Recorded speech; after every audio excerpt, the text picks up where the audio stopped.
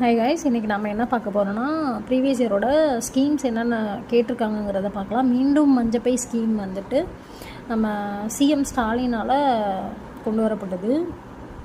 எதுக்காகனா சுற்றுச்சூழல் பாதுகாக்கிறதுக்காண்டி. எப்போனா 2021 டிசம்பர் 23 அப்போது அறிவித்தாங்க. நெக்ஸ்ட்டு ஸ்கீம் என்னென்னா புதுமை பெண் திட்டம். முக ஸ்டாலின் சிஎம் வந்துட்டு மாதம் வந்துட்டு 1000 rupees வந்து 6th to 12th கேர்ள்ஸுக்கு மட்டும் உயர்கல்விக்காக 1000 ரூபா மாதம் டெபாசிட் பண்ணுறாங்க. அந்த மாதிரி அறிவிச்சிருக்காங்க. இது எப்போனா September 5, 2022 மூவலூர் ராமமிர்தம் அம்மையாரோட அறிவிப்பின்படி இந்த திட்டம் கொண்டு வரப்பட்டது. Muthulakshmi Reddy maternity benefit scheme வந்துட்டு 12,000 கொடுக்குறாங்க. ப்ரீவியஸ் கொஷினில் வந்து புவர் ப்ரெக்னென்ட் அண்டர் அந்த மாதிரி கொடுத்துருக்காங்க. இது என்னென்னு பார்த்து ரெஃபர் பண்ணிக்கோங்க. சிஎம் ஹெல்த் இன்சூரன்ஸ் ஸ்கீம் வந்து எப்போது விரிவாக்கப்படுகிறது அப்படின்னு சொல்லி கேட்டிருக்காங்க. Jan 11, 2012. அப்புறம் உலக வங்கி ஃபண்டட் ஸ்கீம்ஸ் வந்து இப்போ புதுவாழ்வு இருக்குது.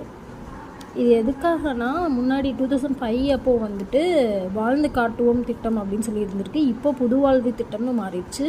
ஊரக வளர்ச்சியும் பஞ்சாயத்து ராஜ் வந்து வறுமையை ஒழிக்கணும் அப்படிங்கிறதுக்காக இந்த ஸ்கீம் கொண்டு வந்திருக்காங்க.